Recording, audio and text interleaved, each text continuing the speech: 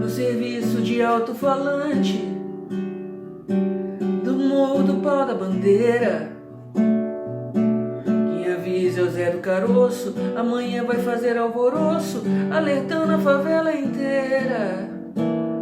Como eu queria que fosse em Mangueira, que existisse outro Zé do Caroço, pra dizer por uma vez esse moço: carnaval não é esse colosso, minha escola é raiz, é madeira, mas é o Morro do Pau da Bandeira, de uma Vila Isabel verdadeira.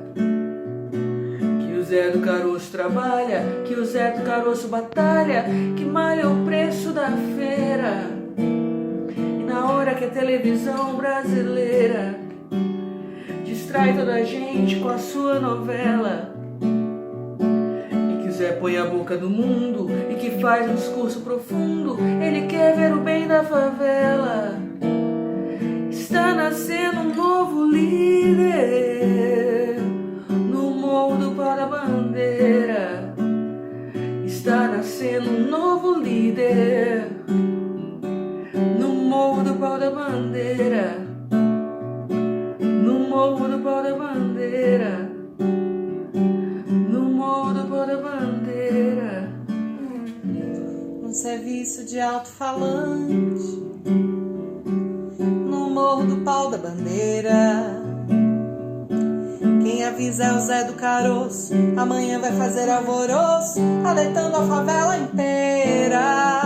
Ai, como eu queria que fosse em Mangueira, que existisse outro Zé do Caroço, pra dizer de uma vez pra esse moço: carnaval não é esse colosso, nossa escola é raiz, é madeira, mas é Morro do Pau da Bandeira, de uma Vila Isabel verdadeira. Que o Zé do Caroço trabalha, que o Zé do Caroço batalha, e que malha o preço da feira.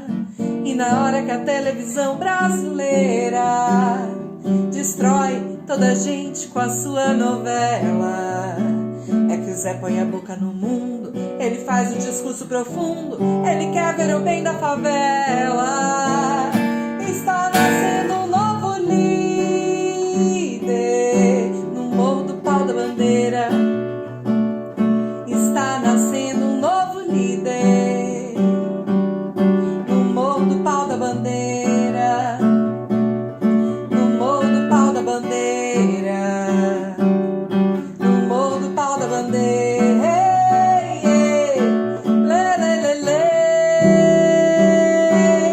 Lê, lê, lê, lê, lê, lê. Lê, lê, lê, lê.